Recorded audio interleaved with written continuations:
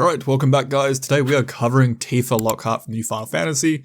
Really simple commander, mono green, Unga Bunga it is. So a 2 mana or 1/2 with trample, with landfall, whenever land enters the battlefield, double her power to end a turn. So, with 5 landfall drops, you are more than commander damage lethal because you go 1 to 2, 4, 8, 16, 32. But that is not including any of our buffing, multiplying, cheeky shenanigans when to do. So it's a really quick deck, a lot of ramping, just get all your lands out of your deck, and a lot of fun creatures. It's mono green, it's what you want to do. So cards that really help the commander. The Green Warden, you can play lands from your graveyard, which we have lots of landfall from there, so we care about it. If a land enters the battlefield, triggering an ability or a permanent you control, do it again. Landfall abilities trigger twice.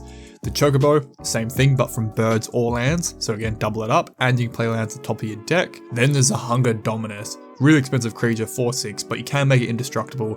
But each combat, double the power and toughness of each creature you control. Helps you get over that line for your commander, get a lot more damage through. And good old Bristly Bill. Landfall, dump a counter on target creature, and you can spam for 5 mana, double the 1/1 counters on creatures you control. Yeah, mono green, lots of free mana, lots of landfall. He can make your commander a genuine threat real quick, or even other creatures. Doing ramp first, so this is weird. Azusa, play 2 lands extra a turn. Loot, play an extra land a turn. But you can pay 6 to cheat a creature from the top of your deck, 6 deep, if it's smaller than the number of lands you control.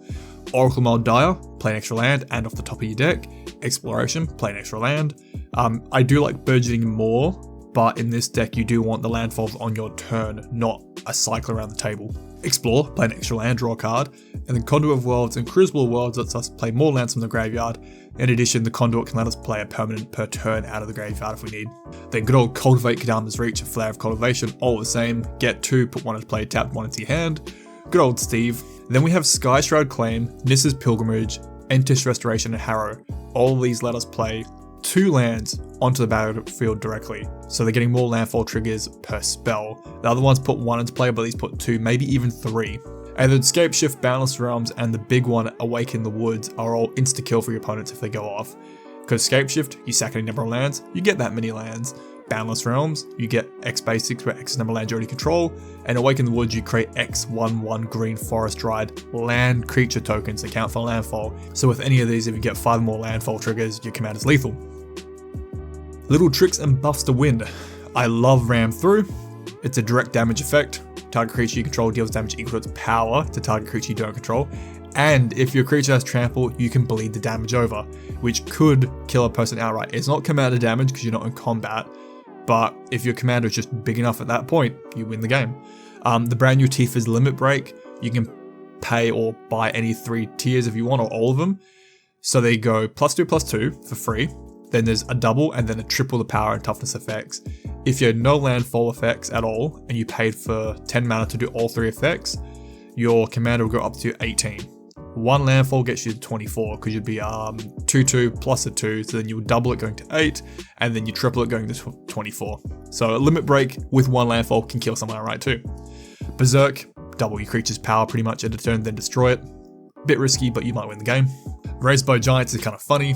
Tifa's base power and toughness just becomes 10/10. 1 landfall, you get 20 right there.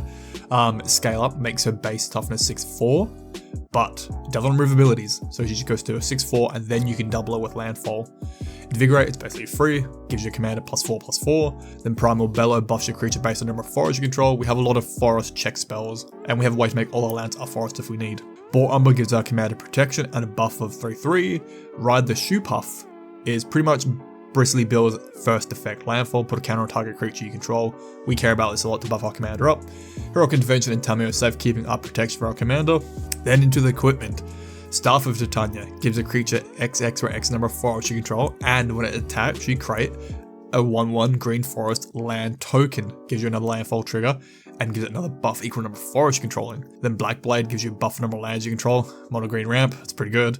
Adventuring Gear gives a creature 2/2 for each landfall trigger. And with landfall triggering at the same time, you can choose a stacking order. So you want Adventuring Gear to trigger first, making your commander a 3/4. Then you want to double the power. The Collar gives our commander Death Touch and Lifelink. Lifelink lets us be quite aggressive and pad our life total out so we don't have to worry about blocking.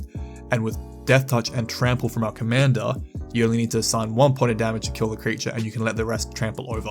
Mithril Coat gives our commander protection out of nowhere. Their commander's Plate gives our commander a good buff and makes it protection from every color but green. Lightning Greaves, more protection and speed. Other creatures that just can win the game. The Cub, landfall, put a counter on a creature you control, and if it's a second landfall trigger, double the counters. That with Bristly Bill, gets out of hand. The little Chocobo, it's just a simple creature, will get bigger and bigger as the game goes on, they have to deal with it.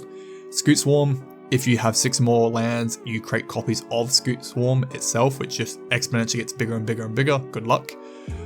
Tiles Provisioner, every landfall can create food or treasure tokens, probably going with the treasure tokens to be honest. Avenger of Zendikar can create an entire board state out of nowhere, and its landfall makes its board state even bigger and bigger and bigger. Rampaging Baeloth just poops out 4/4 tokens for landfall, and Titania poops out 5/3 for forest landfall pretty much. And then the Soul of the Wild and the Maro Sorcerer are big creatures that equal number of lands you control. Soul of the Wild makes all our non-token creatures forest in addition, and the Maro Sorcerer has pro Planeswalker and Wizard for some reason, but whenever a land enters, create a 3/3 beast token. No, badger token. Song of the Dryads is kind of removal for mono green, just turns a colorless permanent into a forest. Oh well. Heritage Reclamation and Resistance here are mode options for removal and potential, shenanigans. Horn of Greed is landfall for everyone, but draw a card. We have way more land ramp going on, so we will draw a lot more cards than everyone else. Harmonize Simple, draw 3. Hunter's Prowess gives our commander a nice big fat buff for 3/3, and then we can draw cards equal to the combat damage it deals. Yeah, kill one player outright, draw like 20 cards hopefully.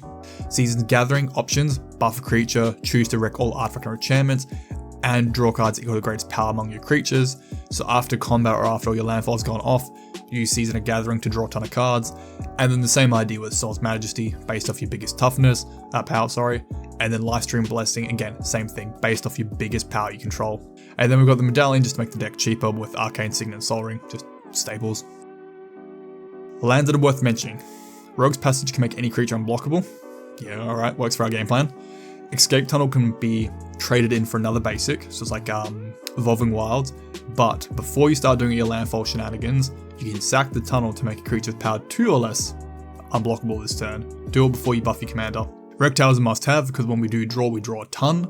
Yavi Mire makes all our lands forest, which is really helpful for all those forest checking mechanics. And then lands like the Hideout, the Panoramas, Involving Wilds, your cheap budget like fetch land, crack lands, they get you multiple landfall triggers in a turn. The great thing too with the Panoramas, they can tap for mana, so you can stockpile a few of them on the battlefield and crack them all at the same time to get multiple landfall triggers. And that is Tifa.